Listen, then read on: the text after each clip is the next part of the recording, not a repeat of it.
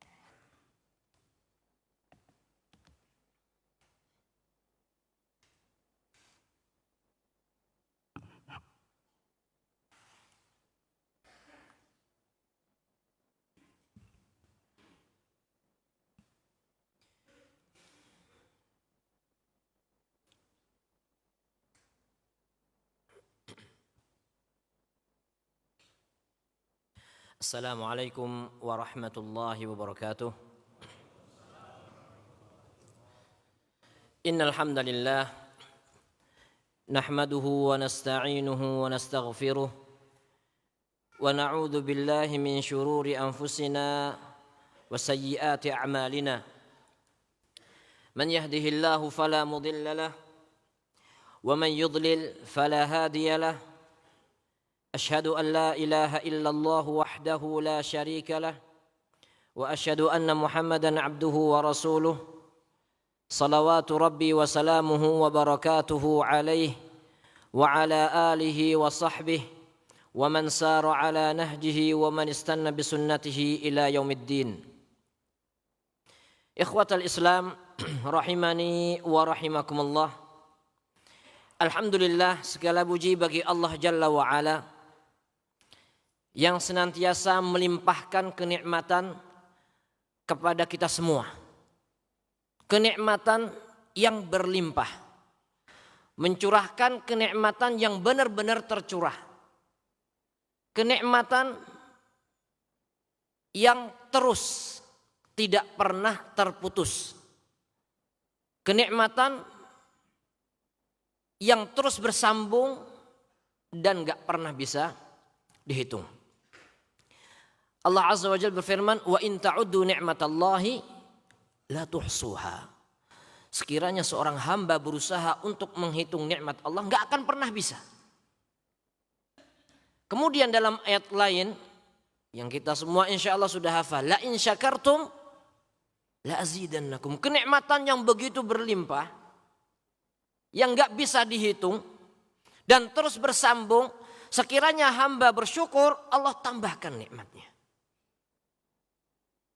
Dan ketika seorang hamba itu bisa bersyukur, maka syukur itu sendiri merupakan nikmat dari Allah Subhanahu wa taala. Maka kita ucapkan alhamdulillahi rabbil alamin, segala puji hanya bagi Allah jalla jalaluh. Mudah-mudahan Allah jadikan kita semua termasuk hamba yang pandai bersyukur.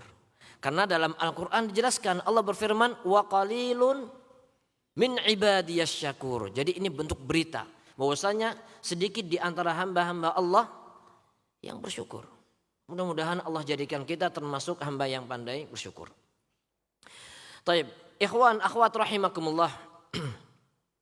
Di antara kenikmatan yang paling besar ketika Allah Subhanahu wa taala berikan kepada kita akal. Jadi akal ini adalah salah satu kenikmatan yang paling besar. Karena dengan akal seseorang akan mengikat dirinya dari hal-hal yang tidak semestinya dilakukan. Namanya akal, bahasa Arabnya akal.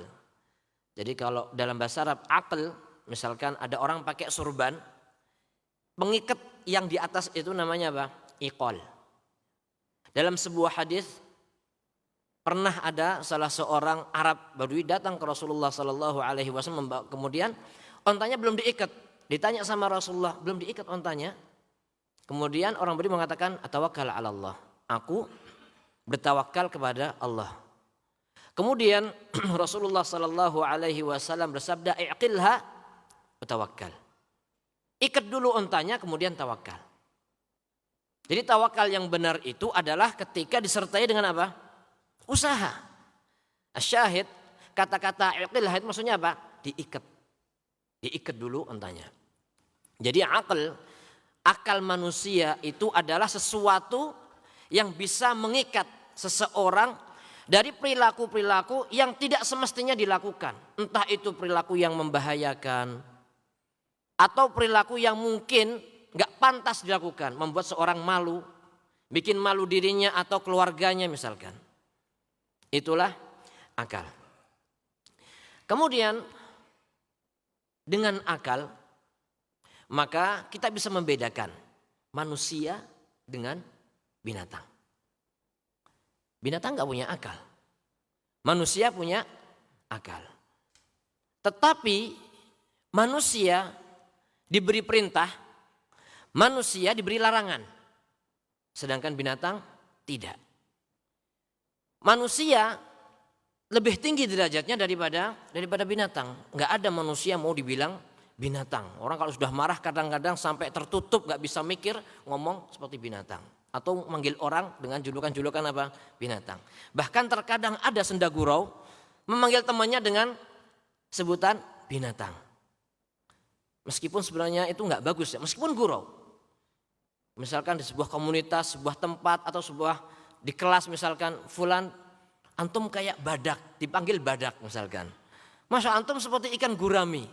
Yang ini seperti ikan lohan. Akhirnya kelas itu seperti apa? Kebun binatang. Nah ini gak semestinya. Jadi manusia itu lebih tinggi derajatnya daripada binatang. Dan realita di sekeliling kita, seandainya kita melihat ada binatang gak pakai baju, wajar. Kambing, ayam, gak pakai baju itu wajar. Kenapa? Binatang gak punya akal. Justru kalau ada kambing pakai baju, kita bertanya-tanya, ini kenapa kambingnya dikasih baju? Kedinginan, apa masuk angin, apa gimana?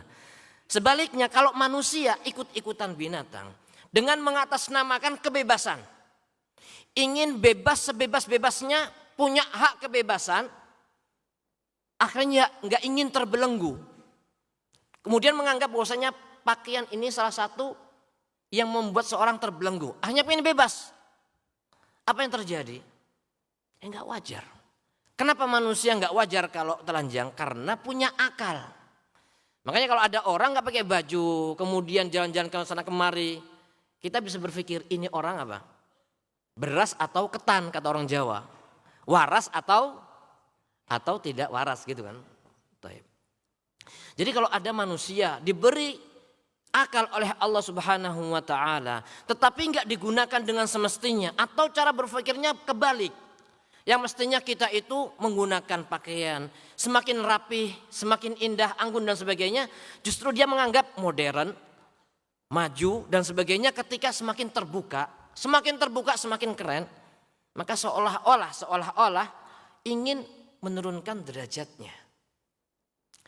Itu hanya sekedar beberapa contoh. Makanya salah satu sifat atau salah satu kelakuan manusia yang fatal itu adalah ketika seorang berusaha untuk menghilangkan fungsi akal, menutup akalnya. Contohnya apa? Seperti orang mabuk. Orang mabuk, kalau orang sudah mabuk dia nggak bisa berpikir, akalnya nggak berfungsi.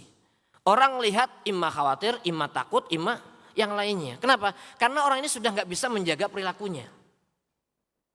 Di antara kisah yang disebutkan oleh Syekh Abdul Muhsin Al-Abbad hafizahullah di majelis beliau,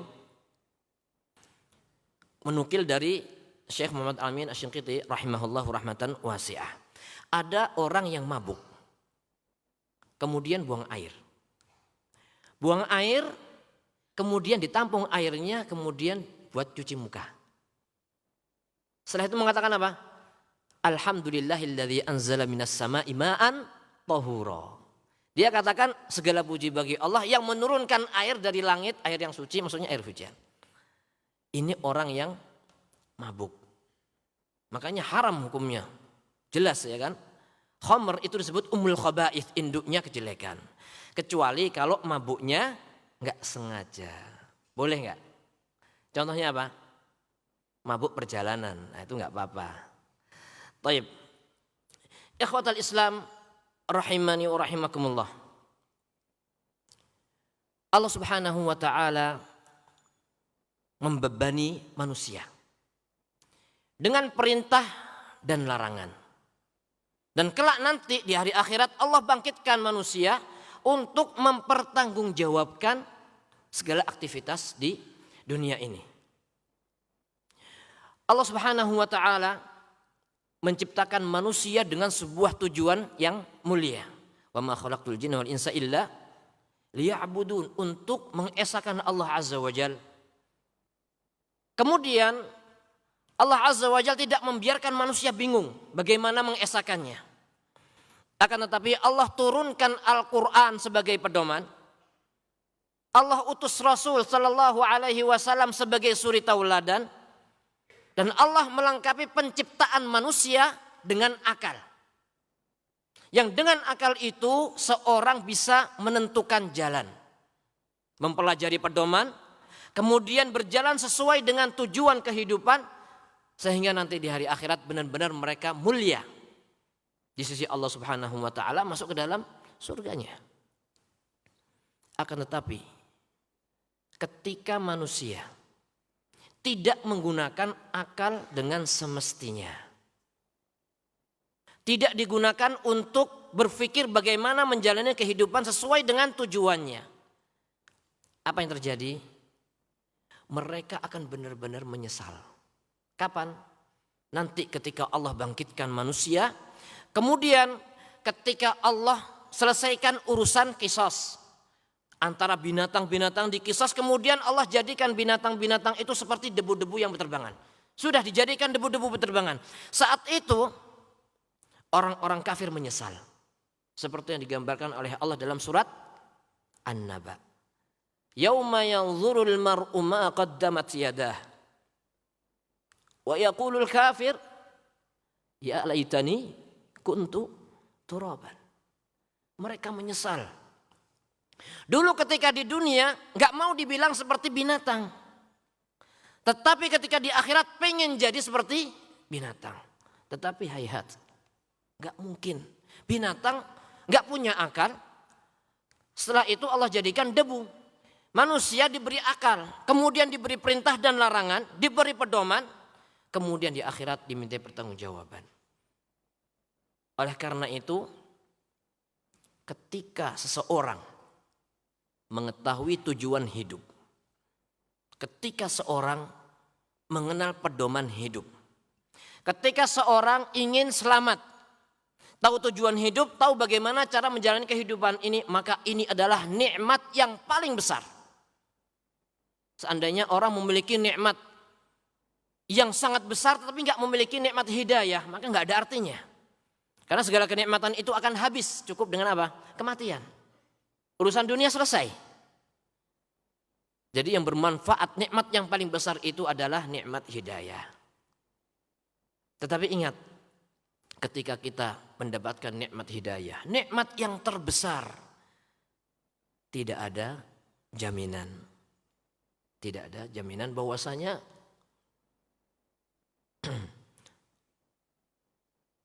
tidak ada jaminan bahwasanya nikmat hidayah ini akan terus berada di setiap orang.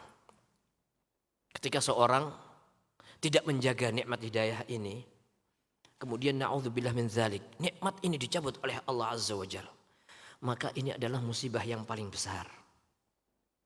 Meninggal dalam kondisi tidak beriman. Na'udzubillah min dzalik. Jadi penyesalan yang tidak ada ujungnya nanti di hari akhirat nanti. Na'udzubillah min dzalik. Taib, ikhwatal Islam rahimani wa rahimakumullah.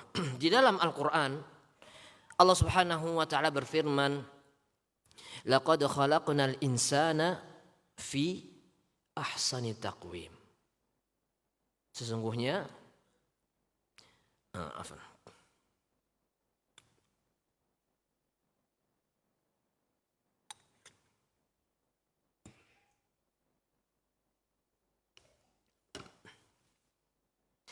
Allah Subhanahu wa taala jelaskan di dalam surat At-Tin, laqad khalaqnal insana fi ahsani taqwim. Sesungguhnya kami ciptakan manusia dengan sebaik-baik penciptaan. Enggak sama dengan yang lainnya, enggak sama dengan binatang. Akan tetapi tsumma radadnahu asfala safilin. Kemudian kami kembalikan manusia itu ke tempat yang serendah-rendahnya. Maksudnya apa? Sebagian ahli tafsir menjelaskan, maksudnya adalah ketika manusia tidak mau beriman, tidak mau memanfaatkan sebaik-baik penciptaan, akhirnya mereka dikembalikan ke tempat yang serendah-rendahnya, maksudnya adalah neraka. Makanya dijelaskan ayat selanjutnya, illal ladzina amanu wa amilus salihat falahum ajrun ghairu mamnun. Kecuali orang-orang yang beriman dan beramal saleh, maka falahum ajrun ghairu mamnun, maka bagi mereka pahala yang tidak terputus. Sebagian ahli tafsir ada menjelaskan ghairu manqus, maksudnya tidak berkurang pahalanya, atau ghairu maqtu', tidak terputus, artinya terus menerus dan mendapatkan pahala bagi mereka orang-orang yang beriman. Jadi manusia memang secara keseluruhan diciptakan oleh Allah dengan penciptaan yang baik, tetapi nanti dikembalikan kepada tempat yang paling rendah, yaitu neraka jahanam, kecuali kalau orang itu beriman dan beramal saleh. Falahum ajrun ghairu mamnun, tempatnya di surga, mendapatkan pahala yang tidak berkurang dan terus menerus. Ini penafsiran sebagian ulama. Ada juga penafsiran lain yang mengatakan Allah Subhanahu wa taala menciptakan manusia dengan penciptaan yang sangat baik. Diawali dengan apa? Lemah. Kemudian semakin bertambah usia, semakin bertambah kekuatan. Ketika bayi nggak bisa ngapa-ngapain. Wallahu akhrajakum min butuni ummahatikum la ta'lamuna syai'ah. Nggak tahu apa-apa. Kemudian setelah lahir, kemudian tambah usia, tambah pengetahuan. Kemudian bisa beraktivitas, bisa bermain, bisa berlari. Kemudian tambah usia, semakin tambah kekuatan, semakin matang dalam berpikir. Terus bertambah usia, bertambah usia, bertambah usia. Sampai akhirnya kembali ke kondisi lemah. Dan itu nggak bisa dipungkiri. Bahkan terkadang seorang mendapatkan kondisi apa? Pikun. Benar-benar sudah nggak bisa berpikir, mudah lupa. Selesai makan lupa dia udah makan apa belum. Nah, inilah kondisi asfala safilin. Illal ladzina amanu wa amilus salihati falahum ajrun ghairu mamnun. Kecuali orang-orang yang beriman dan beramal saleh, maka mereka tetap mendapatkan pahala. Artinya adalah memang terkadang kondisi seorang itu melemah. Yang dulunya kuat kemudian semakin bertambah usia sampai akhirnya melemah. Sehingga nggak bisa beramal seperti dulu ketika muda beramal. Nah di sini Allah Subhanahu wa taala jelaskan, dikecualikan illal ladzina amanu wa amilus shalih, kecuali orang yang beriman dan beramal saleh, maka falahum ajrun ghairu mamnun, bagi mereka pahala yang terus mengalir dan tidak berkurang, enggak terputus. Jadi ketika di masa muda, ketika masih memiliki kemampuan, kemudian seorang itu beriman dan beramal saleh, nanti datang masanya ketika sudah enggak mampu dan enggak beramal, orang-orang seperti itu tetap mendapatkan pahala. Allah Azza wa Jalla Maha tahu. Orang ini meninggalkan amalan bukan karena hawa nafsu, bukan karena malas, tapi karena memang enggak mampu. Sehingga Allah Subhanahu wa taala tetap memberikan pahala kepada orang-orang yang beriman dan beramal saleh dengan pahala yang enggak terputus. Nah, ini seperti dalam sebuah hadis yang sahih Rasulullah sallallahu alaihi wasallam bersabda, "Idza maridal 'abdu aw safar kutiba lahu mithlu ma kana ya'malu muqiman sahiha."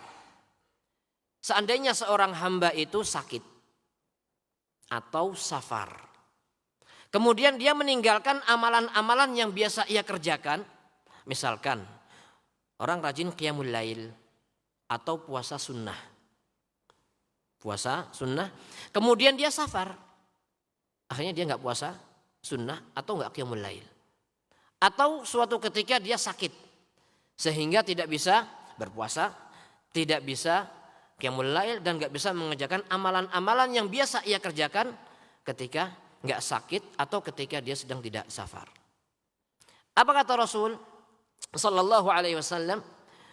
Kutiba lahu mithlu ma kana ya'malu muqiman sahiha. Orang-orang seperti itu akan mendapatkan pahala. Tetap mendapatkan pahala seperti seandainya dia sedang mukim dan sehat. Kemudian dia beramal. Allah Azza wa Jalla Maha tahu. Orang ini meninggalkan amalan bukan karena malas, tapi karena ada hajah, karena sakit atau safar. Dari sini kita bisa mengambil pelajaran bahwasanya ketika Allah Subhanahu wa taala memberikan kesempatan kepada kita untuk beramal, maka ini adalah nikmat yang sangat besar yang harus kita syukuri. Dan di antara bentuk rasa syukur itu adalah apa? Memanfaatkan kesempatan, kemampuan itu untuk sebaik mungkin, untuk beramal sebaik mungkin. Karena tidak ada yang menjamin sampai kapan kita terus mendapatkan kesempatan ini. Harapan kita adalah kalau memang suatu ketika nanti terputus atau berhenti kesempatan ini, kita masih berharap tetap mendapatkan pahala yang terus mengalir. Baik. Ikhwatal Islam rahimani wa rahimakumullah, kembali kepada pedoman hidup yaitu Al-Qur'anul Karim. Di dalam Al-Qur'an Allah Subhanahu wa taala berfirman, Alif Lam Mim Dzalikal kitabu la raiba fihi hudan lil muttaqin. Di dalam ayat ini Allah membicarakan tentang Al-Qur'an. Dzalikal kitabu la raiba fihi. Al-Qur'an yang enggak ada keraguan di dalamnya, hudan lil muttaqin. Petunjuk bagi orang-orang yang bertakwa. Di dalam ayat lain surat Al-Baqarah Allah Subhanahu wa taala berfirman, "Syahrul Ramadan alladzi unzila fihi al-Qur'an hudan lin-nas." Syahrul Ramadan, Allah Subhanahu wa taala turunkan di dalam bulan itu Al-Qur'an. Hudan lin-nas, petunjuk bagi manusia. Di awal surat Al-Baqarah Allah jelaskan hudan lil muttaqin, petunjuk bagi orang yang bertakwa. Kemudian di ayat lain Allah jelaskan hudan linnas, petunjuk bagi manusia. Kalau antum ditanya ini yang benar yang mana? Antum jawabnya gimana? Hudan lil muttaqin. Kemudian di ayat lain hudan linnas. Yang benar yang mana? Kira-kira yang benar yang mana? Dua-duanya benar ya. Yang paling benar yang mana? Hudan linnas. Berarti hudan lil muttaqin gimana? Dua-duanya benar. Oke, dua-duanya benar. Yang paling benar adalah ya dua-duanya. Karena petunjuk itu ada yang umum, ada yang khusus. Secara umum Al-Quran ini diturunkan oleh Allah Subhanahu wa ta'ala sebagai apa? Petunjuk bagi seluruh manusia. Akan tetapi tidak setiap manusia mau menjadikan Al-Quran sebagai petunjuk. Siapa yang menjadikan Al-Quran sebagai petunjuk? Mereka adalah orang-orang yang bertakwa. Intinya dalam Al-Quran ini tidak ada yang namanya kontradiksi. Jadi kalau kita sudah menghadapi sebuah pertanyaan tapi nggak tahu jawabannya, ya nggak usah dijawab. Tapi kita sudah punya kaidah bahwasanya di dalam Al-Quran itu nggak mungkin terjadi kontradiksi. Kenapa? Karena Al-Quran adalah firman Allah Subhanahu wa ta'ala sempurna. Makanya ada yang mengatakan Al-Quran itu adalah makhluk, jelas itu salah. Kenapa? Makhluk punya kekurangan. Sedangkan Al-Quran adalah firman Allah Subhanahu wa ta'ala. Kemudian ketika kita menyadari bahwasanya Al-Quran adalah sebagai petunjuk bagi kita semua, maka wajib bagi kita untuk mempelajari. Wajib bagi kita untuk mencurahkan perhatian terhadap Al-Quran. Jangan cuma mengatakan cinta Al-Quran, iya cinta Al-Quran.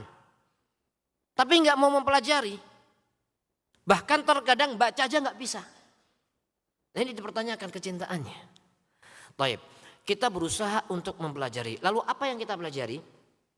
Yang kita pelajari tentunya lafaz-lafaznya, cara membacanya, kemudian maknanya. Jadi nggak cukup hanya sekedar Al-Quran itu petunjuk, maka kita fahami. Tapi nggak baca, nggak cukup. Atau cuma sekedar jadikan bacaan saja, tidak difahami dan tidak diamalkan. Ini tentunya juga tidak cukup. Rasulullah SAW menjelaskan tentang Al-Quran kepada para sahabat radhiyallahu anhum ajma'in, dua-duanya. Lafadznya dan maknanya. Seperti yang disampaikan oleh Syekhul Islam Ahmad bin Abdul Halim Al-Harrani rahimahullah. Beliau mengatakan yajibu ayya'lama aw yu'lama anna an-nabiy sallallahu alaihi wasallam bayyana li ashabihi ma'anil Qur'an kama bayyana lahum al-fadhah.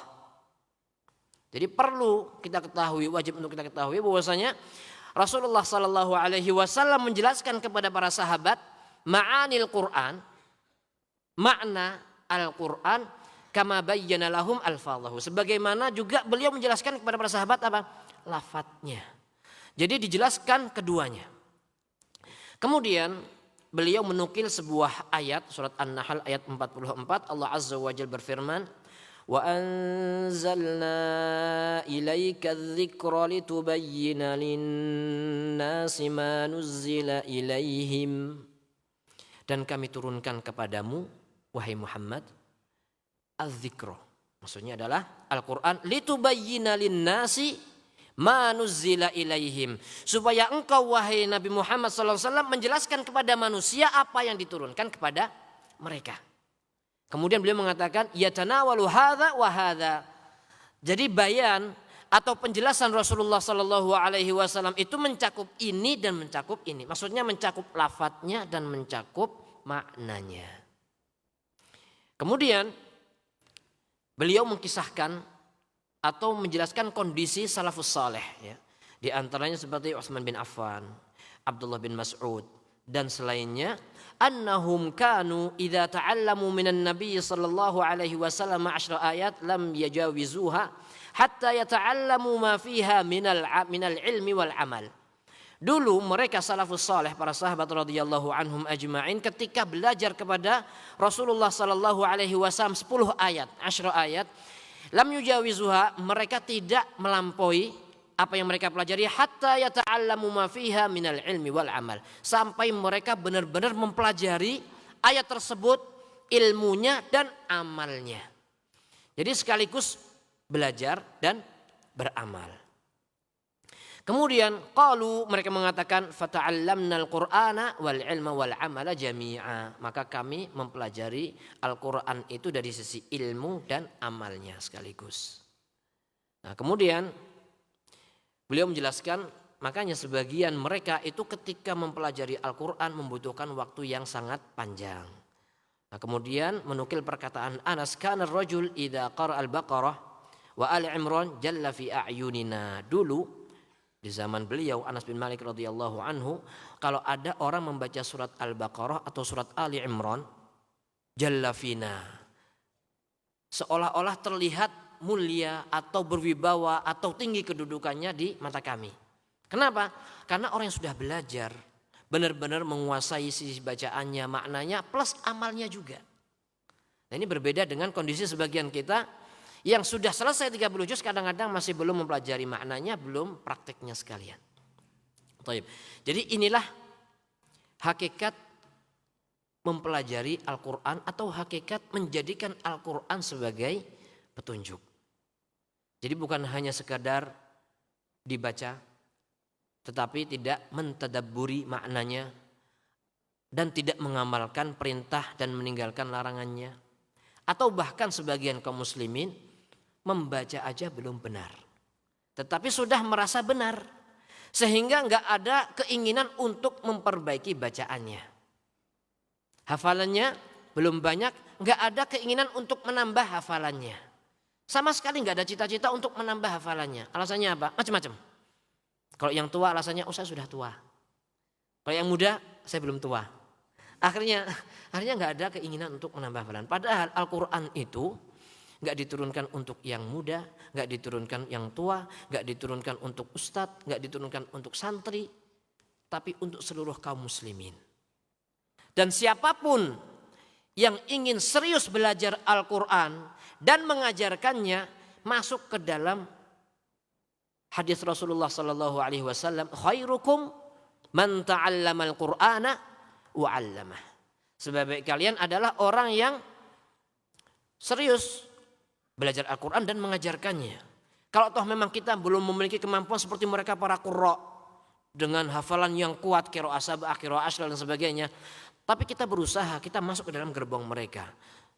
Meskipun sedikit, kita terus berusaha untuk menambah wawasan kita tentang ilmu Al-Quran, membacanya, maknanya. Kemudian kita ajarkan kepada orang lain. Besar harapan kita masuk ke dalam gerbong yang disebutkan oleh Rasulullah SAW, khairukum, sebaik-baik kalian. Taib, ikhwatal Islam, rahimakumullah.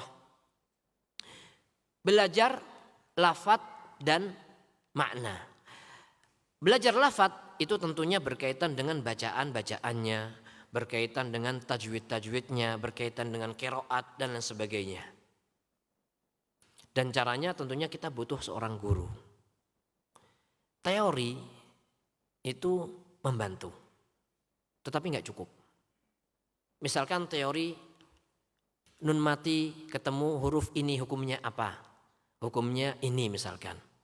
Oke, kalau nggak dipraktekkan, terkadang seorang belum bisa mempraktekkan dengan benar. Kecuali harus benar-benar ketemu seorang guru atau dengan istilah talaki, ya, ketemu dengan guru, kemudian guru memberikan contoh, murid meniru, guru mengkoreksi. Itu belajar Al-Quran yang ideal. Kalau misalkan seperti dengerin kaset, ya itu juga membantu. Bahkan sebagian halakoh di Masjid Nabawi memerintahkan murid-muridnya untuk apa? Untuk mendengarkan kaset sebelum store. Udah dengerin kaset Syekh Fulan apa belum? Kenapa? Karena itu membantu. Tetapi itu masih belum cukup sampai benar-benar bertemu dengan seorang guru kemudian dikoreksi. Itu cara membacanya. Kita ambil contoh misalkan huruf tertentu. Misalkan huruf ini. Letak lisannya itu di sini. Kemudian diangkat. Kemudian diturunkan. Kadang-kadang kita sudah kebayang. Tapi ketika praktek belum tentu benar. Misalkan gunnah, apa itu gunnah? Misalkan dimasukkan dengan secara mendengung. Misalkan firman Allah Subhanahu wa taala di surat An-Naba. Allah Subhanahu wa taala berfirman, "Linukhrija bihi habban wa nabata." Habban berarti tanwin, ketemu huruf waw. Habban wa nabata, kan seperti itu, habban wa nabata. Itu hukumnya apa? Dimasukkan dengan apa? Mendengung. Taib. Terkadang seorang nggak paham, akhirnya membaca gini, linukhrija bihi habbaw wa nabata. Itu bukan mendengung, tapi itu mat, dipanjangkan. Nggak cukup, tapi harus mendengung. Gimana? Masukkan ke hidung. Habbaw. Lah itu kalau sekedar teori, kadang-kadang susah. Harus praktek langsung kemudian didengerin sama gurunya. Habban wa nabata, masukkan ke hidung. Tapi kalau sekedar teori ya seperti orang berenang ya. Orang renang kasih teori, antum pengen maju tangannya begini. Pengen mundur kakinya begini. Jelas banget. Kenapa? Bisa ngelihat. Begitu nyemplung, nggak maju, nggak mundur, malah ke bawah. Padahal semuanya sudah gerak. Kenapa? Karena renang itu ilmu praktek, bukan teori. Begitu juga dengan membaca Al-Quran, itu ilmu praktek. Teori membantu, tetapi harus praktek. Kemudian itu dari sisi kita mempelajari lafadznya. Adapun dari sisi yang kedua yaitu maknanya. Rasulullah Sallallahu Alaihi Wasallam sudah menjelaskan kepada para sahabat makna Al-Quran secara keseluruhan. Tetapi terbagi menjadi dua, khusus dan umum. Yang khusus ketika beliau menjelaskan lafadz-lafadz yang mungkin sebagian sahabat nggak paham, atau ketika ada sebagian sahabat yang nggak paham makna sebuah kata dalam Al-Quran, kemudian Rasulullah Sallallahu Alaihi Wasallam menjelaskan atau menjawab. Ini adalah penjelasan khusus.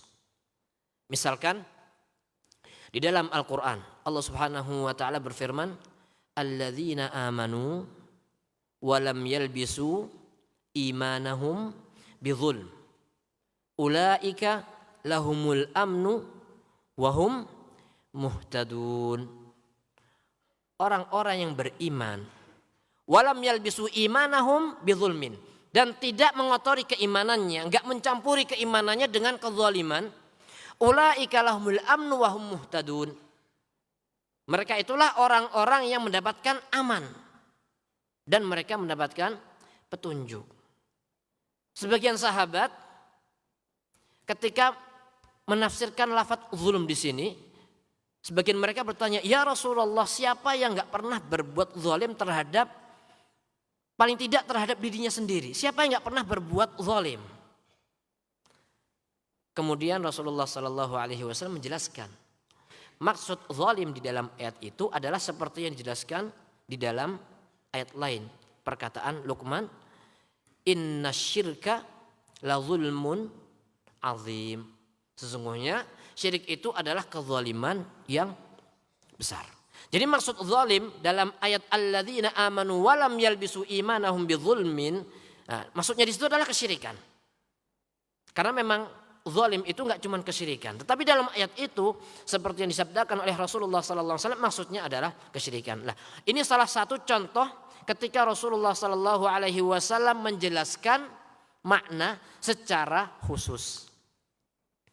Adapun secara umum, maka beliau telah menjelaskan makna Al-Quran ini dengan aktivitas beliau, dengan keseharian beliau, dengan akhlak beliau. Makanya Ummul Mukminin Ummu Abdillah Aisyah Siddiqah binti Abi Bakar As-Siddiq radhiyallahu anhuma, ketika ditanya tentang akhlak Rasulullah sallallahu alaihi wasallam, beliau radhiyallahu anha mengatakan akhlak Rasulullah itu adalah Al-Quran. Dan contohnya banyak sekali. Ketika Allah Subhanahu wa taala jelaskan, perintahkan hamba-Nya untuk salat, wa aqimus shalah. Kemudian wa atuz zakah. Tegakkan salat, tunaikan zakat. Taib. Dari mana kita bisa mengetahui kaifiyatus shalah? Bagaimana cara salat? Kembali kepada petunjuk Rasulullah sallallahu alaihi wasallam. Beliau bersabda, "Shallu kama raaitumuni usalli." Salatlah kalian sebagaimana kalian melihatku salat. Kemudian ketika Rasulullah salat, itulah tafsir kaifiyatus shalah. Begitu juga dengan zakat. Wa atuz zakat. Allah perintahkan hambanya untuk apa? Menunaikan zakat. Dari mana kita tahu nisabnya, miqdarnya, ukurannya? Kembali kepada penafsiran Rasulullah sallallahu alaihi wasallam dan aktivitas beliau dalam menjalankan syariat ini. Begitu juga dengan haji. Khudhu anni manasikakum. Rasulullah pergi haji bersama para sahabat. Para sahabat melihat bagaimana Rasulullah sallallahu alaihi wasallam berhaji. Itulah tafsir makna haji atau perintah haji dalam Al-Qur'an. Jadi hadis itu enggak bisa dipisah dari Al-Qur'an. Orang yang mengingkari hadis dengan alasan ingin mengambil Al-Quran saja atau mengikuti Al-Quran saja, atau beranggapan bahwasanya hadis ini perkataan manusia, atau dengan anggapan hadis ini sudah nggak otentik, bisa dimasukin dengan hadis-hadis palsu dan sebagainya, maka pada hakikatnya mereka bukan orang yang mengikuti Al-Quran, tapi mereka adalah orang yang mengingkari sunnah, mengingkari hadis Rasulullah Sallallahu Alaihi Wasallam. Taib, ikhwatal Islam rahimani wa rahimakumullah. Kemudian ketika kita ingin mempelajari makna-makna Al-Quran, maka kita perlu mempelajari tafsir. Kalau mempelajari Quran terjemah itu juga bisa membantu. Al-Quran terjemah banyak membantu. Akan tetapi terkadang ada lafaz-lafaz yang gak cukup hanya sekedar diterjemahkan. Karena setiap bahasa itu memiliki uslub tersendiri. Setiap bahasa memiliki istilah-istilah tersendiri. Misalkan dalam bahasa kita punya bahasa istilah-istilah tertentu yang kalau kita terjemahkan, translate ke bahasa yang lain dengan kosakata plek ya, maka nggak cocok. Misalkan apa? Polisi tidur. Antum pengen cerita sama orang Arab, saya tadi di jalan melihat polisi tidur di tengah jalan. Orang Arab bingung, kenapa? Ya nggak apa-apa. Terus gimana? Saya lindas pakai kendaraan. Orang Arab tambah bingung lagi. Kenapa? Karena polisi tidur itu bukan Pak polisi sedang tidur di jalan, tidak. Tapi itu adalah istilah tertentu. Kalau pengen mentranslate atau memindahkan bahasa, tentunya dengan apa? Tafsir. Begitu juga dalam bahasa Arab. Ada uslub-uslub atau model-model yang nggak mungkin kalau ditranslate jadi nggak enak didengar, nggak nyaman didengar, atau bahkan nggak bisa difahami. Misalkan dalam bahasa kita, SOP, subjek, predikat, objek itu nggak bisa diotak-atik. Yang namanya subjek di depan, kemudian ada predikat, kemudian ada objek. Kalau dibalik, bingung. Dalam bahasa Arab bisa dibolak-balik. Dalam bahasa Arab bisa dibolak-balik, kemudian tergantung juga pada harokatnya. Harokatnya ada yang marfu, ada yang mansub dan sebagainya. Nah, ketika kita berusaha untuk mentranslate, maka lebih baik kita kembali ke apa? Tafsir, atau ketika menerjemahkan itu bukan per kata, tetapi langsung secara utuh. Nah, itu akan lebih memudahkan kita dalam memahami. Tapi kita ambil contoh. Misalkan di dalam surat Al-Lahab. Allah Subhanahu wa taala berfirman, "Tabbat yada abi lahabin wa tabb." Artinya apa? Celaka. Tabbat itu artinya apa? Celaka. Kalau kita terjemahkan dalam bahasa Indonesia ya mungkin bisa ya. Kedua tangan Abu Lahab. Tapi kenapa kok kedua tangan Abu Lahab? Bagaimana maksudnya? Itu bisa kita perjelas dengan apa? Tafsir. Kemudian yang berikutnya watab, dan sungguh celaka. Kenapa kok diulangi? Nah, ada sebagian ahli tafsir yang menjelaskan maksudnya adalah yang pertama doa, yang kedua adalah khobar. Ini sebagian pendapat ahli tafsir yang menafsirkan yang kedua adalah khobar. Artinya benar-benar Abu Lahab itu celaka. Taib, Abu Lahab ini siapa? Abu Lahab ini adalah pamannya Nabi. Kemudian kenapa kok dia celaka? Nah, kembali ke tafsir. Di tafsir dijelaskan. Jadi pamannya Nabi itu ada beberapa. Di antaranya adalah ada di antara mereka yang berjuang, beriman dan berjuang membela dakwah Rasul. Siapa? Hamzah bin Abdul Muttalib. Ada yang beriman belakangan. Siapa? Abbas bin Abdul Muttalib. Ada yang enggak beriman tapi bantu. Siapa? Abu Thalib. Nah, ada yang paling parah nih. Siapa? Abu Lahab. Udah enggak bantuin, justru malah gangguin dakwah Rasulullah SAW. Jadi suatu ketika Rasulullah sedang berdakwah, ini ngikutin Abu Lahab. Kemudian setelah selesai Rasulullah menyampaikan peringatannya, orang ini baru mengatakan, tabballaka ya Muhammad alihadza jama'tana. Celaka engkau wahai Muhammad, hanya untuk inikah kau kumpulkan kami? Maka turunlah surat ini yang menunjukkan justru yang celaka itu adalah Abu Lahab. Nah, ketika kita melihat tafsir, runtutan ceritanya seperti ini, siapa dia paman Nabi, maka ini akan lebih jelas. Lebih mudah untuk memahami. Nah, kalau kita lebih faham terhadap sebuah ayat, lebih mudah untuk mentadabburi Al-Quran itu sendiri. Kemudian berikutnya misalkan, ma aghna anhu maluhu wa ma kasaba. Ma aghna anhu, aghna yughni. Artinya tidak akan bermanfaat ya. Apa itu? Maluhu, hartanya, wa ma kasab, dan apa yang dia usahakan. Nah ini kalau kita terjemahkan, tidak akan bermanfaat hartanya, kurang enak didengar. Sebagian ayat mungkin kalau dibolak-balik gitu terjemahnya malah susah untuk difahami. Maksudnya apa? Hartanya dan apa yang dia usahakan, maksudnya adalah anak-anaknya. Karena dulu pernah Abu Lahab mengatakan, seandainya Muhammad itu alal haq, benar, di atas kebenaran, saya akan menebus diri saya dengan apa? Harta dan anak saya. Maka ayat ini menjelaskan ma aghna anhu maluhu wa ma kasab. Artinya harta dia, anak-anak dia atau apa yang dia usahakan sama sekali tidak akan memberikan manfaat kepada dirinya. Nah, seperti ini lebih jelas. Taib. Ma aghna anhu maluhu wa ma kasab. Sayasla naran dzata lahab. Kemudian kelak dia akan dimasukkan ke dalam neraka yang bergejolak. Wa imra'atuhu hammalatal hatab. Begitu juga istrinya sebagai apa? Pembawa kayu bakar. Ada yang menjelaskan wa imra'atuhu, istrinya siapa? Ummu Jamil. Ya, seorang wanita yang terpandang juga. Namun apalah artinya terpandang di hadapan manusia kalau ternyata dia enggak terpandang di hadapan Allah Azza wa Jalla, pada akhirnya menemani suaminya di neraka. Wa imra'atuhu hammalatal hatab, dan istrinya Ummu Jamil tadi, Ummu Jamil hammalatal hatab, pembawa kayu bakar.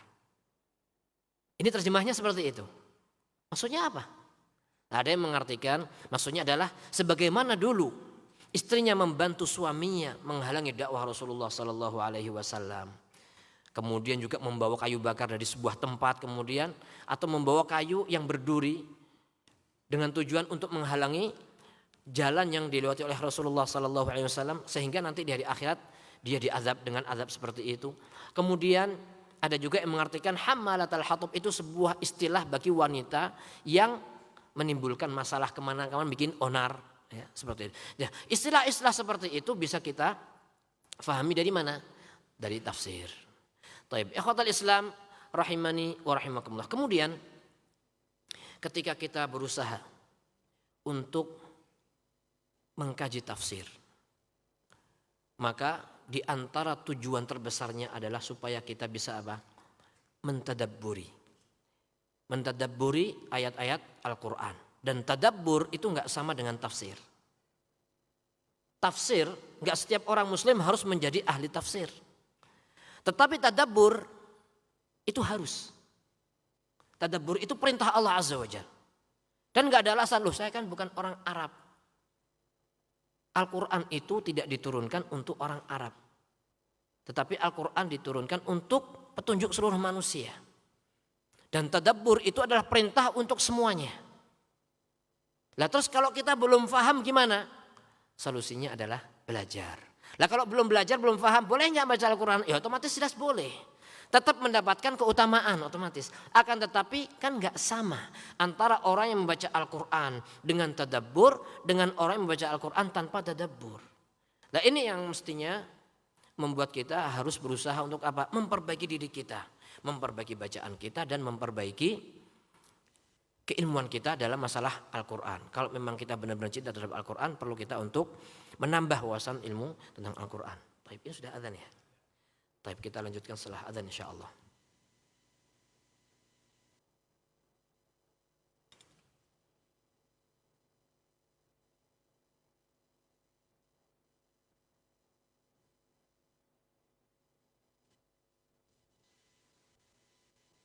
Ikhwatal Islam, untuk selanjutnya kita simak dikumandangkannya adzan untuk sholat Isya bagi daerah Jakarta dan sekitarnya.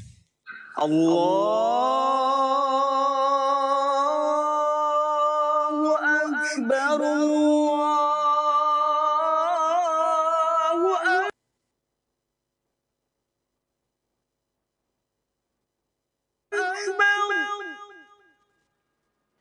Allahu Akbar, Allahu Akbar.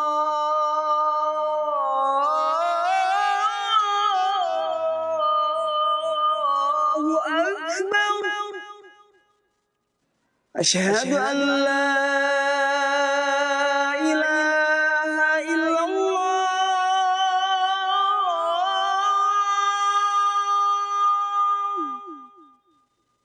أشهد أن لا إله إلا الله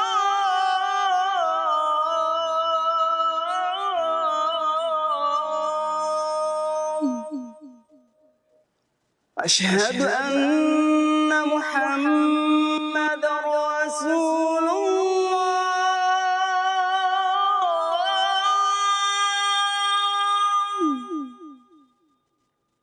أشهد أن محمد رسول الله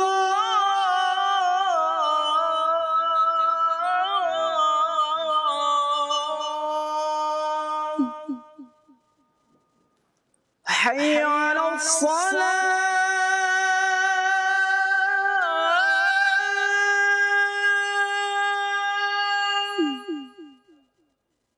حي على الصلاة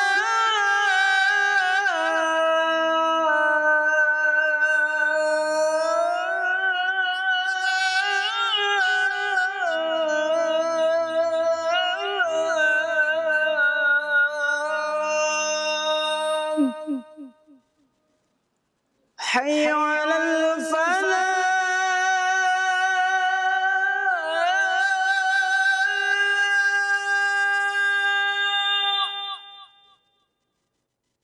حي على الفلاح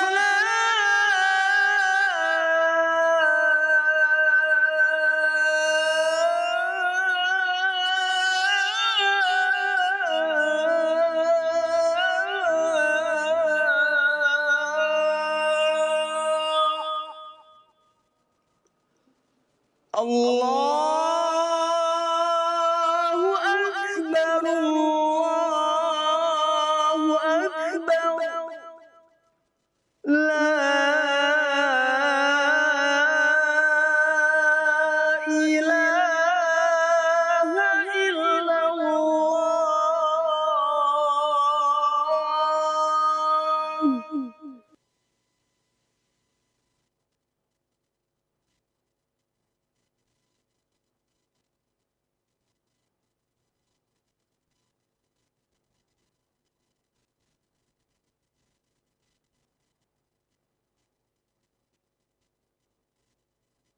Yang ringkas. Ada sebagian kitab yang agak pertengahan, ada yang panjang. Misalkan Imam Al-Wahidi rahimahullah, beliau memiliki kitab namanya Al-Wajiz. Ini tafsir. Ringkas. Ini ringkasan dari kitab beliau namanya Al-Wasit. Al-Wasit agak luas.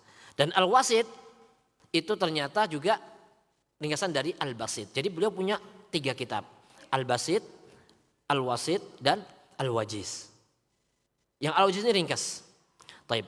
Ada imam lain namanya Imam Ibnul Jauzi. Ibnul Jauzi rahimahullah. Bukan Jauziyah, bukan ya. Ada Imam Ibnul Qayyim Al-Jauziyah, ada Imam Abdul Faraj Abdurrahman bin Ali, lebih terkenal dengan Ibnul Jauzi. Ada juga Ibnul Juzai, ya, yang semuanya ahli tafsir.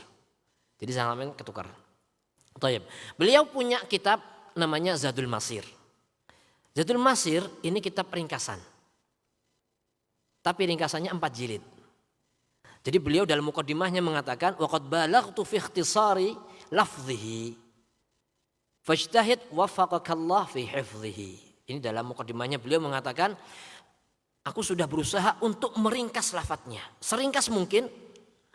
Fajtahid, maka semangatlah, bersungguh-sungguh, waffaqakallah untuk menghafalnya. 4 jilid ringkasannya. Lalu beliau punya kitab yang lebih meluas lagi. Wallahu alam, namanya Al-Mughni, ya, namanya Al-Mughni. Ada yang mengatakan sampai 80 jilid. Jadi kalau kita bingung bagaimana membacanya, mungkin kita lebih pantas untuk bingung bagaimana menulisnya. Tapi orang-orang zaman dulu, ilmunya luas, hafalannya kuat. Tapi memang kitab ini nggak sampai ke kita. Wallahu a'lam, mafqud itu hilang, entah terbakar, entah bagaimana, wallahu a'lam. Tapi Zadul Masir itu alhamdulillah sampai ke kita dan sudah dicetak. Ini bisa kita pelajari. Ini tafsir ringkasan. Jadi ketika kita melihat sebagian tafsir, kita katakan kok kayaknya nggak lengkap. Bukan karena nggak lengkap, tapi karena memang tujuan mufassir atau tujuan mu'alif tadi adalah menulis secara ringkas. Kemudian ada tafsir Syekh Abdurrahman As-Sa'di, kemudian ada tafsir Muyassar dan tafsir-tafsir yang lainnya. Ini tafsir-tafsir yang ringkas dan ini bagus kalau kita pelajari supaya membantu kita untuk apa? Bisa mentadabburi Al-Qur'an. Kemudian kalau tafsir-tafsir yang agak meluas yaitu bermacam-macam juga. Ya, misalkan ada sebagian a'immah, Imam Al-Qurtubi rahimahullah, beliau banyak menjelaskan dari sisi masalah fikihnya. Nah, dalam kitab beliau namanya Al-Jami' li Ahkamil Qur'an, ya, beliau menjelaskan kalau sudah ada masail fikih beliau jelaskan secara terperinci. Kemudian ada tafsir yang lain misalkan Al-Bahrul Muhit karya Abu Hayyan rahimahullah, ini dari sisi bahasa. Kemudian Al-Imam Ibnu Katsir rahimahullah juga beliau adalah ahli hadis. Jadi dalam menafsirkan Al-Qur'an beliau terkadang menukil beberapa hadis untuk memperjelas ayat Al-Qur'an. Nah, kemudian ada juga metode yang ditempuh oleh Imam Ibnul Juzai, bukan Ibnul Jauzi ya. Ibnul Juzai ini wafatnya 741. Kalau Ibnul Jauzi rahimahullah 597 kalau nggak salah. Nah, kemudian Imam Abdul Qasim Muhammad bin Ahmad Ibnul Juzai ini punya kitab namanya At-Tashil li Ulumit Tanzil. Nah, beliau punya metode tersendiri.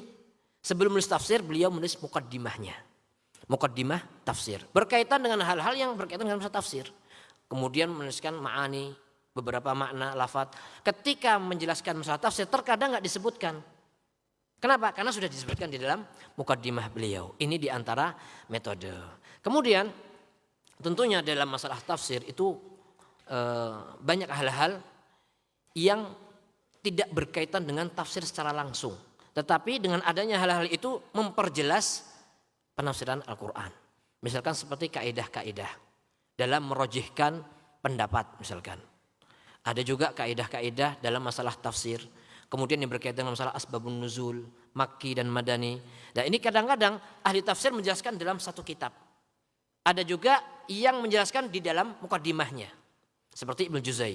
Atau misalkan Ibnu Jarir At-Tabari rahimahullah menjelaskan kaidah-kaidah di muqaddimah beliau dan juga di tafsirnya. Jadi misalkan ada sebuah ayat, kemudian di situ ada khilaf antara ulama. Akhirnya beliau menukil atau merojihkan salah satu dan menjelaskan apa sebab rojihnya, sebab tarjihnya apa. Kemudian beliau jelaskan karena misalkan dalam kaidah-kaidah seperti ini. Nah, dari sini ulama-ulama yang hidup setelahnya ada di antara mereka yang mengambil kaidah-kaidah tadi dikumpulkan dalam satu ilmu tertentu namanya qawaidut tafsir, ilmu kaidah tafsir. Ada juga ilmu yang lain misalkan muqaddimah fi usulit tafsir. Seperti itu. Dan inilah yang insya Allah akan kita bahas. Muqaddimah tafsir atau usul tafsir. Ini yang dibahas pada pertemuan-pertemuan selanjutnya. Yang jelas kita semua berusaha untuk terus mengkaji tentang ilmu Al-Quran. Mudah-mudahan ini juga merupakan rasa syukur kita ketika Allah Subhanahu wa Ta'ala memberikan petunjuk kepada kita untuk mengenal Al-Quran. Sebuah kemuliaan ya. Ketika seorang muslim gak tertarik untuk belajar Al-Quran, maka wallahi kemuliaan Al-Quran itu sama sekali tidak berkurang. Tapi justru orang itulah yang menjauh dari kemuliaan. Kemudian secara umum usul tafsir itu berbicara tentang masadir, turukut tafsir, cara tafsir atau referensi tafsir. Misalkan tafsir Al-Quran dengan Al-Quran, tafsir Al-Quran dengan hadis. Ada tafsir Al-Quran dengan hadis, ada tafsir Nabawi, itu yang akan kita bahas. Kemudian ada juga pembahasan tentang ikhtilaf dalam masalah tafsir. Ini juga yang dijelaskan oleh Ibnu Juzai di dalam muqaddimah beliau. Ada ikhtilaf namanya ikhtilaf tadad, ada ikhtilaf tanawwu', ikhtilaf lafadznya khilaf antara ulama dari sisi lafadznya tapi hakikatnya enggak khilaf. Kemudian apa itu khilaf tadad, kemudian apa sebab-sebab terjadinya khilaf, kemudian bagaimana tarjih, kemudian hal-hal yang ijma' antara mufassirin yang tidak ada khilaf di situ, itulah yang akan kita bahas. Kemudian juga hal-hal yang berkaitan dengan masalah kaidah-kaidah tafsir. Taib, ikhwatul Islam rahimani wa rahimakumullah, mudah-mudahan kajian kita pada kesempatan ini bermanfaat bagi kita semua. Tapi sebelum ditutup ini ada beberapa pertanyaan. Masya Allah. Ustadz, apakah boleh dalam proses mengajarkan Al-Quran ada hukuman fisik? Misalkan murid lupa hafalan kemudian dihukum push up. Wallahu alam, ana nggak tahu. Ini ditanyakan kepada asatidzah yang sudah berpengalaman mengajar santri-santri. Mana yang lebih maslahat, ya kan? Terkadang santri itu kuat. Kalau disuruh push up lebih senang daripada suruh menghafal. Akhirnya nggak jadi solusi, ya kan? Nggak jadi solusi. Jadi ya ini ditanyakan kepada yang lebih ahlinya. Wallahu a'lam. Kemudian berikutnya, assalamualaikum warahmatullahi wabarakatuh. Tadi Ustadz sampaikan seorang diberi pahala jika ada amalan rutin yang ia tinggalkan ketika bukan karena malas tapi Ustadz karena safar atau sakit. Ya. Bagaimana jika amalan rutin itu kita tinggalkan karena capek sebab pulang kerja, apakah tetap dicatat sebagai pahala? Wallahu alam, ana juga nggak tahu yang ini, nggak tahu. Tapi yang jelas Allah Subhanahu Wa Taala Maha tahu sebab antum meninggalkan amalan tersebut. Jadi kalau karena capek, bukan karena hawa nafsu, bukan karena malas, tapi karena memang nggak mampu atau kadang ketiduran dan sebagainya, ya mudah-mudahan tetap mendapatkan pahala. Tapi untuk anak katakan, iya antum dapat pahala, maka anak wallahu alam, nggak tahu seperti itu. Taib. Yang berikutnya, assalamualaikum, saya seorang yang mengambil pelajaran tafsir Al-Quran dengan seorang ustadz dari luar negeri, masya Allah, tabarakallah, melalui YouTube ataupun ketika dakwah di Indonesia. Alasannya karena penjelasan dan bahasa yang digunakan sangat dekat dan apa ini? Relate. Apa relate? Enggak tahu. Oh, sorry. Namun belakangan ini ternyata ada syubhat. Dan saya mulai meninggalkan karena Allah. Hati kita lemah sedangkan syubhat menyambar. Taib. Yang pertama, bagaimana pendapat Ustadz tentang English speaker? Ustadz dari luar negeri, apa yang perlu diperhatikan agar kita hati-hati? Ana nggak tahu sama sekali tentang ini. Ya, jadi Ana nggak bisa menjawab sesuatu yang Ana nggak ketahui. Ana nggak tahu. Bagaimana pendapat Ustadz tentang English speaker? Ana nggak tahu. Wallahu alam. Nanti bisa tanyakan ke Ustadz Badru. Ya. Kemudian doakan saya untuk bisa bertambah dekat dengan Allah dan mengenal, mempelajari dan mengamalkan Al-Quran. Kita semua saling mendoakan. Semakin banyak orang yang kita doakan, semakin banyak kebaikan yang akan kita dapatkan. Jadi ya insya Allah kita semua berusaha untuk saling mendoakan. Taib. Kemudian selanjutnya, assalamualaikum warahmatullahi wabarakatuh. Assalamualaikum warahmatullahi wabarakatuh. Bertanya, apakah ada sunnahnya setelah membaca surat At-Tin tidak akhir membaca bala wa ana ala dzal musyahidin juga di surat Al-Qiyamah? Mohon penjelasannya Ustaz. Wallahu alam, ana enggak tahu. Mungkin ini bisa dijawab pertemuan selanjutnya. Ya. Ini pernah kita bahas berkali-kali, tapi ana enggak berani jawab. Ana enggak berani jawab. Insya Allah mudah-mudahan yang kesempatan bisa kita bahas. Wallahu alam. Tapi ada yang disampaikan, mau ditambahkan sebelum kita tutup? Taib. Kita tutup. Nakhtim subhanakallahumma bihamdik asyhadu an la ilaha illa anta astaghfiruka wa atubu ilaik. Wassalamualaikum warahmatullahi wabarakatuh.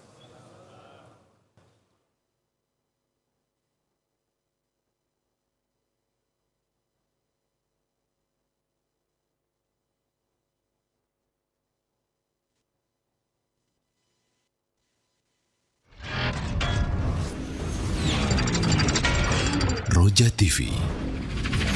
Demikianlah ikhwatal Islam, ma'azakumullah, para pemirsa dan pendengar Roja dimanapun Anda berada, kajian ilmiah yang telah kami hadirkan dan kami telah pancarluaskan dari Masjid Al-Barakah, Jalan Pahlawan, Kampung Tengah, Cilengsi.